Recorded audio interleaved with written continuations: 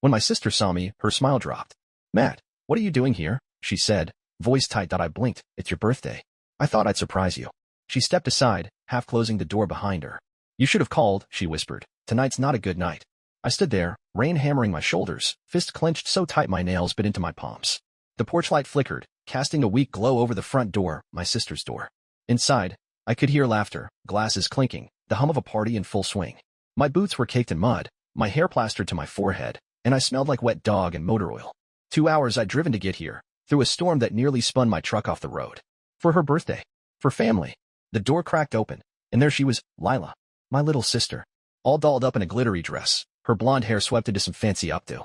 She froze when she saw me, her smile dropping like a stone. "Matt," she said, voice tight. "What are you doing here?" I blinked, water dripping off my cap. "It's your birthday. Thought I'd surprise you." Her eyes darted back inside, then to me. She stepped out, pulling the door half shut behind her. "You should have called," she whispered, like I was some dirty secret. I frowned, shifting the soggy gift bag in my hand. New earrings, real silver, cost me half a week's pay. "What's going on, Lila?" She bit her lip, glancing at my mud-streaked jeans, my soaked flannel. "Look, it's just, tonight's not a good night, okay? We've got people over. Important people. Clients from Dan's firm. Dan, her husband. The hotshot lawyer who always looked at me like I was something he scraped off his shoe." "So?" I said, voice low. "I'm your brother." She winced. "Matt, come on. You show up like this, smelling like a garage, tracking mud everywhere, and it's embarrassing. For me. For Dan. You get it, right?" I stared at her. Embarrassing. The word hit like a punch to the gut. Embarrassing, I echoed, slow and flat. She wouldn't meet my eyes. From inside, Dan's voice called out, sharp and annoyed. "Lila, who's out there? We're about to cut the cake. Be right there." She chirped, all fake cheer. Then she turned back to me, lowering her voice again. "Just go home, Matt. Please. I'll call you tomorrow." I didn't move. Couldn't. The rain kept pounding, soaking through my shirt, but I barely felt it. "You're serious," I said. Not a question. She nodded, quick and guilty, then stepped back inside. The door clicked shut, and the lock turned with a quiet snick. Like a gunshot in my head. I stood there a full minute, staring at that damn door. Laughter spilled out again, louder now, mocking me. My chest burned, hot and tight. Then I dropped the gift bag, right there in the puddle at my feet, and walked back to my truck. The engine roared to life, headlights slicing through the rain. My phone buzzed as I pulled away. "Lila." Text message. "Sorry, Matt. Love you. Talk soon." I didn't reply. Instead, I gripped the wheel and floored it, tires spinning in the muck. She didn't know it yet, but I was done. Done with her. Done with all of them. And they were about to find out what that really meant. I didn't go home. Couldn't. The rain was still coming down in sheets, drumming on the roof of my truck as I pulled into the gravel lot of Pete's Gas and Grub, 10 miles from Lila's fancy suburb. Neon sign flickered above the door, half the letters burned out. I killed the engine, sat there a minute, watching my breath fog the windshield. My hands were still shaking. Not from the cold.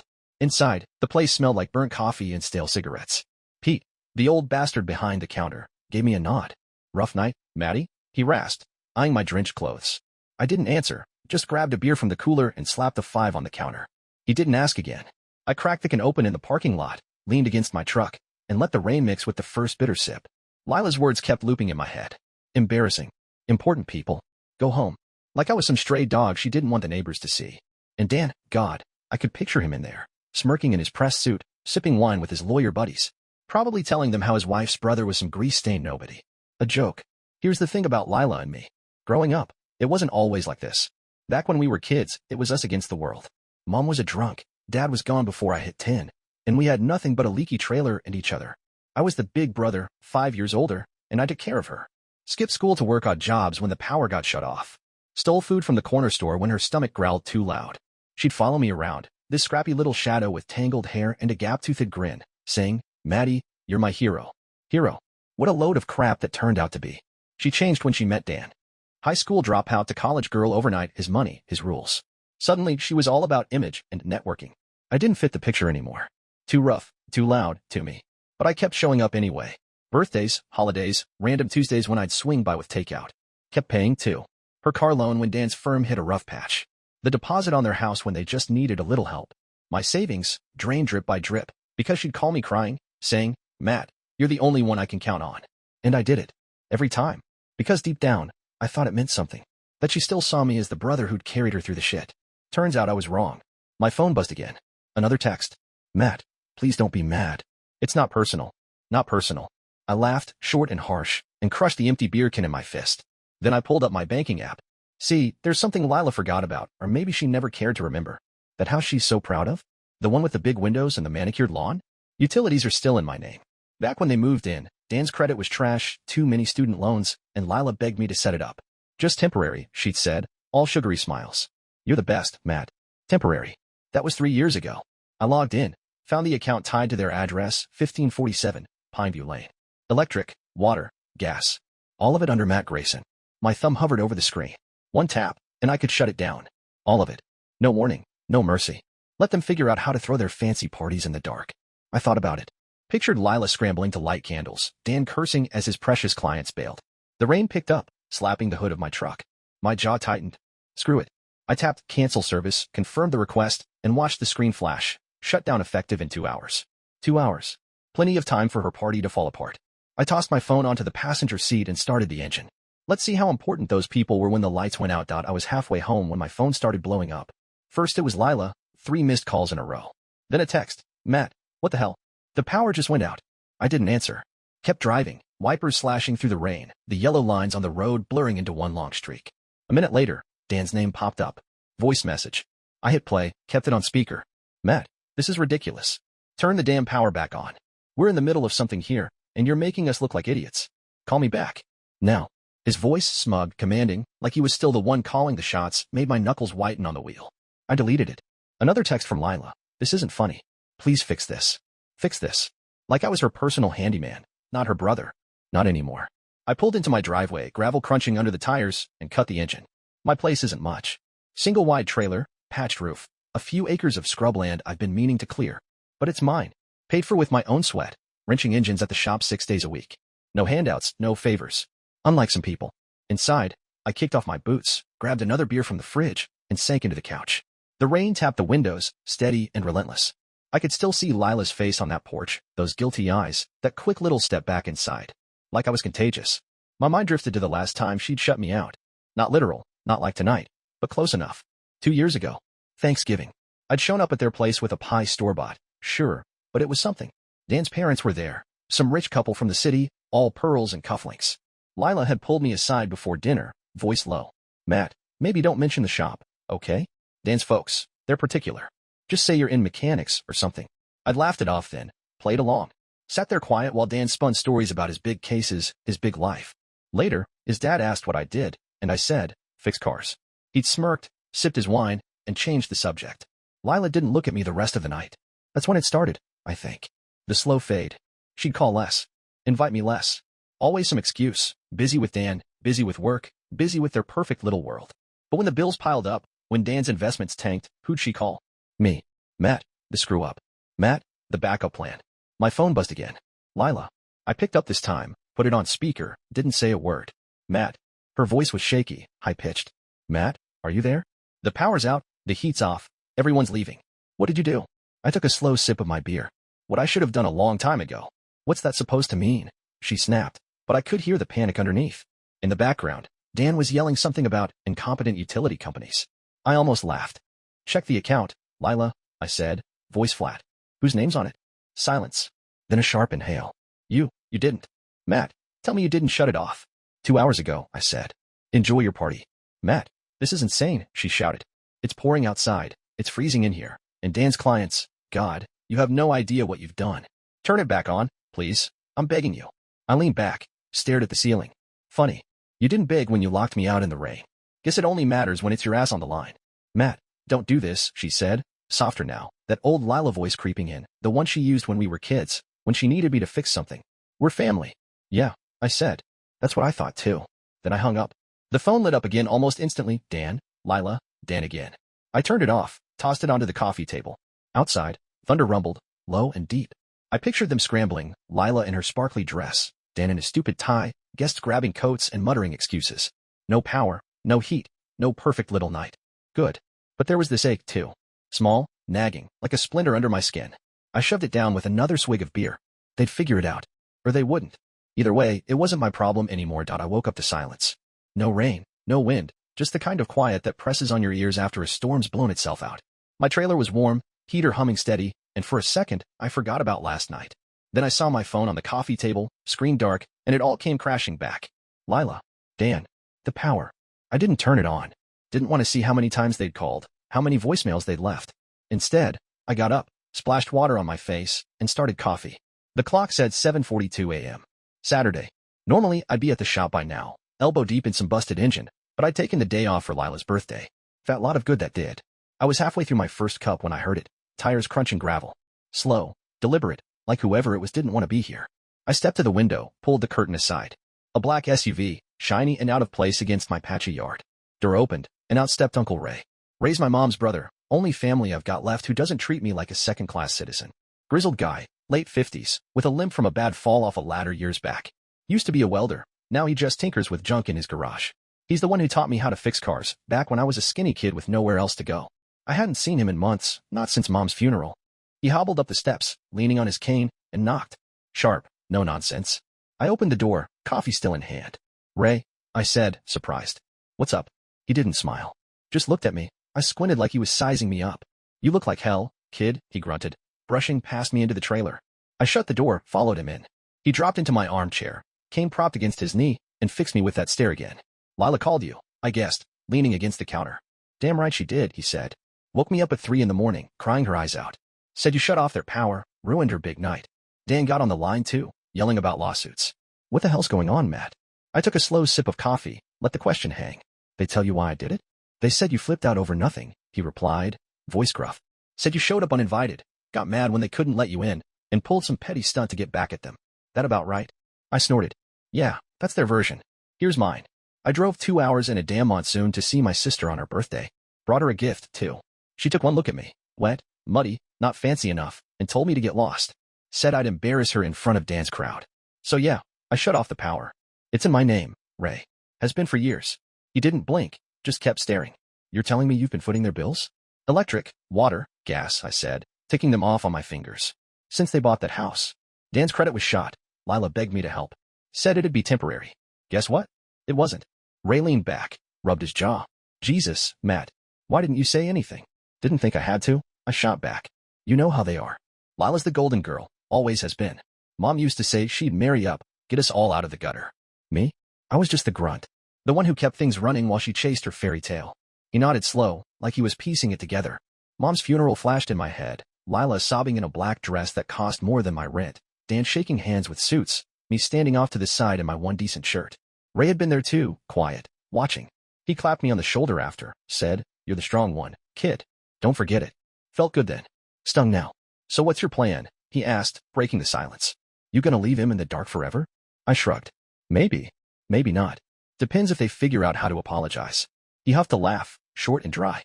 You're dreaming if you think Dan's gonna grovel. Lila might. But him? He'd rather freeze. Yeah, well, I said, setting my mug down. That's their problem now. Ray studied me a beat longer, then reached for his cane. Fair enough. Just don't burn every bridge, Matt. You're better than that.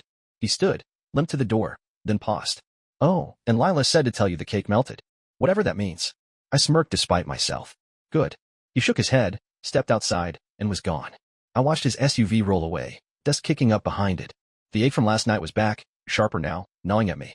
Ray was right about one thing. I was better than this. But damn if it didn't feel good to watch them squirm. By midday, the sun was out, burning off the last of the storm. I was outside, tinkering with the carburetor on my old Chevy, something to keep my hands busy, my head quiet. Grease smeared up to my elbows, tools scattered in the dirt. It was peaceful, almost. Until my phone rang. I wiped my hands on a rag, fished it out of my pocket. Lila again. Figured she'd try one more time before giving up, or before Dan made her stop. I let it ring twice, then answered. What? Matt. Thank God, she said, voice ragged.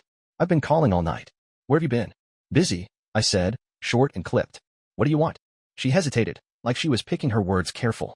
The power's still off. Water too. We've got nothing. Dan's furious. The house is a mess, and I don't know what to do. Can you just turn it back on? Please. I leaned against the Chevy, stared out at the scrubland stretching past my trailer. Why should I? Because we're family, she said, quick, desperate. Because I messed up, okay? I shouldn't have turned you away last night. It was wrong. I know that now. I'm sorry, Matt. Really? Sorry. There it was, the word I'd been waiting for. But it didn't land right. Sounded rehearsed, like she'd practiced it in the mirror. I stayed quiet, let her sweat. Matt, say something, she pressed. You can't just leave us like this. It's freezing in here. The fridge is dead. All the food's spoiled. Dan's clients think we're a joke now. You've made your point, okay? Just fix it. There it was again. Fix it. Like I was still her errand boy. I clenched the phone tighter. You don't get it, do you? This isn't about making a point. It's about you treating me like garbage one too many times. That's not true, she shot back, voice pitching up. I love you, Matt. You're my brother. Last night got out of hand. Dan was stressed, his boss was there. I panicked. I didn't mean it. Didn't mean it, I echoed, slow. You didn't mean to tell me I'm embarrassing? That I don't fit in your perfect little life? Silence. Then a sniffle. She was crying now, or pretending to. Hard to tell with her anymore. You don't know what it's like, she said, soft and shaky. Dan's under so much pressure at work. We have to keep up appearances. I didn't want to hurt you, I swear. I barked a laugh, sharp and bitter. Appearances. Right. Let me tell you something, Lila. I've been keeping up appearances for you since we were kids. Remember when Mom pawned your bike for booze money? I worked double shifts at the diner to buy you a new one. Remember when Dad split and the landlord came knocking? I begged him for an extra week, promised I'd pay. I was 15, Lila. 15. And you? You just cried until I fixed it. She didn't say anything. I could hear her breathing, quick and uneven. The memories hit hard, me sneaking into junkyards at night to scavenge parts, selling them to keep the lights on. Lila hiding in our room, whispering she was scared. I'd tell her it'd be okay, even when I didn't believe it. Back then, it was us against the world. Now, it's me against her. I did everything for you, I said, voice low. And you repay me by shutting the door in my face. By letting Dan talk down to me like I'm nothing. By bleeding me dry while you play house. Matt, that's not fair, she said, but it sounded weak, hollow. We've had tough times too. Dan's firm. Dan's firm, I cut in, isn't my problem. Neither are you. Not anymore. Matt, wait, she started, but I hung up. Dropped the phone in the dirt, kicked it under the Chevy. My chest was tight, lungs burning like I'd run a mile. I grabbed a wrench, started yanking bolts off the carburetor, too hard, too fast. One slipped, sliced my knuckle open. Blood welled up, dark and red, dripping onto the engine block. I cursed, shook my hand out, but kept going. Needed the pain. Needed something real. That's when I heard the rumble, another engine, coming up the drive. I straightened, wiped the blood on my jeans, and squinted toward the road. A silver sedan, sleek and expensive. Dan's car. He was here. Dan's car rolled to a stop, tires crunching gravel like he owned the place. He stepped out, suit jacket slung over one arm, tie loose like he'd had a long night. His hair was still perfect, though gelled back, not a strand out of place. Guy looked like he'd walked off a billboard, even after a night with no power. I hated him for it. He didn't say anything at first, just stood there, sizing me up. I wiped my bloody knuckle on my shirt, picked up the wrench again, and went back to the carburetor. Let him make the first move.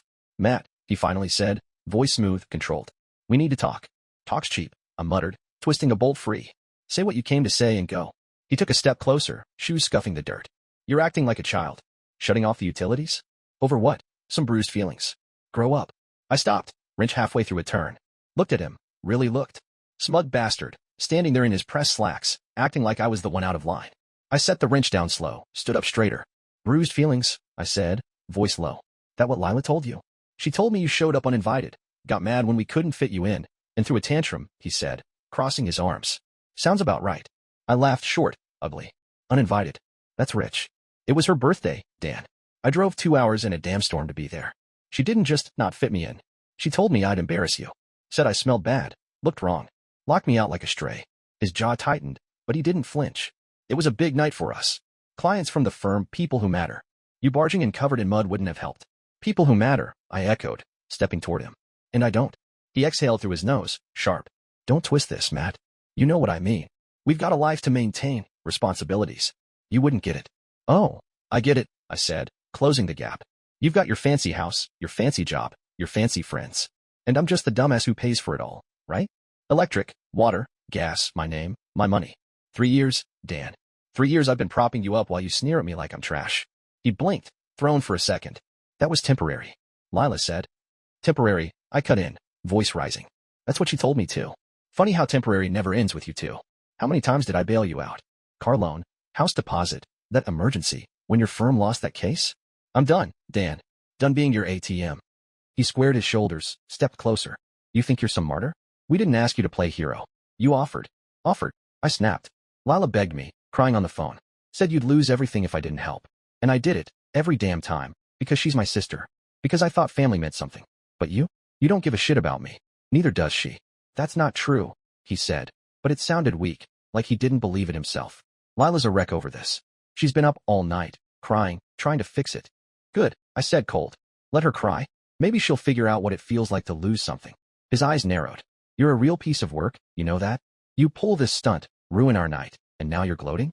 Turn the power back on, Matt. Stop being a prick. I smirked, leaned in close. No. His face went red. You little. He shoved me, hard, hands slamming into my chest. I stumbled back, caught myself against the Chevy. Adrenaline spiked, hot and fast. I straightened, fists clenched, ready to swing. Go ahead, I said, voice low, daring him. Hit me again. See what happens. He froze, breathing hard, hands balled up like he wanted to, but knew better.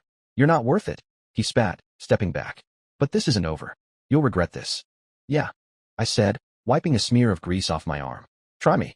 He glared, turned on his heel, and stormed back to his car. Door slammed, engine revved, and he peeled out, kicking up dust. I watched him go, heart pounding, blood still dripping from my knuckle. Felt good, almost standing my ground. But that ache was back, deeper now, clawing at me. I grabbed my phone from under the Chevy, powered it on. 10 missed calls. Lila, Dan, even Ray again. One voicemail from Lila, left an hour ago. I played it. Matt, please, she said, voice breaking. Dan's going crazy, I'm scared. I know I screwed up. I know I've been awful, but don't do this. We need you.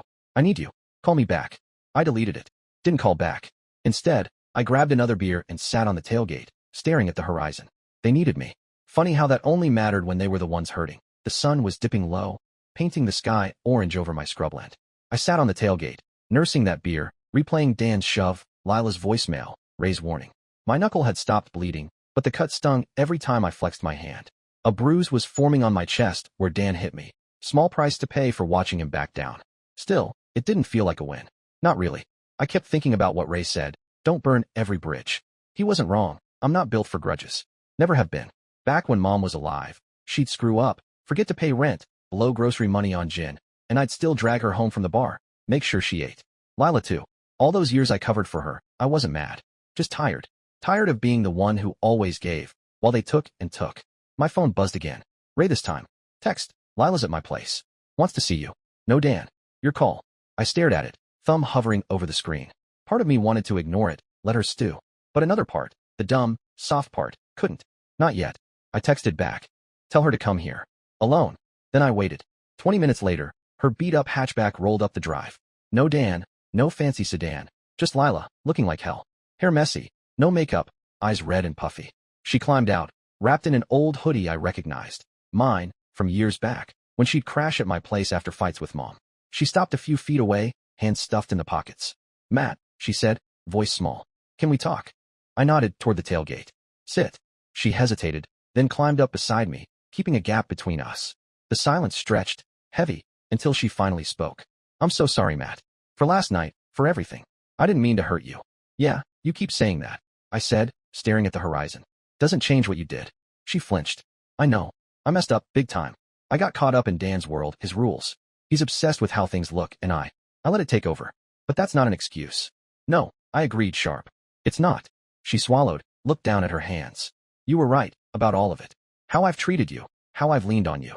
I didn't see it until now. When the power went out, Dan lost it, blamed me, blamed you. His clients left, his boss called him unreliable. And I just sat there, thinking, this is my fault. Not yours. Mine. I glanced at her, surprised. She sounded different, less rehearsed, more real. Took no heat to figure that out, huh? She gave a weak laugh, wiped her eyes. Yeah, guess I needed a wake-up call. Literally. I didn't smile. What about Dan? Her face tightened. He's pissed. Says he'll sue you, but he won't. He's too proud to admit how much we've relied on you. I told him I'm done playing his game. I'm staying with Ray for a bit, figuring things out. That hit me. Lila leaving Dan, even just for now, wasn't something I saw coming. You serious? Yeah, she said, meeting my eyes. I don't know if it's permanent, but I can't keep living like this. And I can't keep losing you. I looked away, took a sip of beer. You already did. She went quiet, then nodded slow. I deserve that. But I want to fix it, Matt. Not the power, the us part. If you'll let me. I didn't answer right away. Thought about the kid she used to be, trailing me through junkyards, laughing when I'd smear grease on her nose. Thought about the years I'd poured into her, the way she'd turned her back. Could I trust this? Or was it just more words? I turned the power back on. I said finally, breaking the silence. This morning. Should be up by now. Her eyes widened. You did? Why didn't you tell me? Didn't feel like it, I said, shrugging. Doesn't mean we're good, Lila. Means I'm not gonna let you freeze. That's it. She nodded, tears spilling over. Thank you. I don't deserve it, but thank you. No, I said, voice hard. You don't. She didn't argue. Just sat there, crying quiet, while the sun sank lower. After a while, she slid off the tailgate, brushed her hands on her jeans. I'm gonna go, but I'll be at Ray's if you want to talk more. I didn't say anything. Watched her climb into her car, drive off, dust trailing behind her. When she was gone, I finished my beer, crushed the can, and tossed it into the yard. The ache was still there, duller now, but not gone. Maybe it never would be. Next day, I went back to the shop. Fixed engines, bantered with the guys, let the routine sink in. Dan didn't call. Lila didn't either. Ray texted once. She's a mess, but she's trying. Give it time. Maybe I would. Maybe I wouldn't. For now, I was done fixing other people's messes. I'd keep my trailer warm, my truck running, my life mine. If Lila wanted back in, she'd have to earn it. No more handouts. No more bridges until I was ready to build them. And for the first time in years, that felt enough.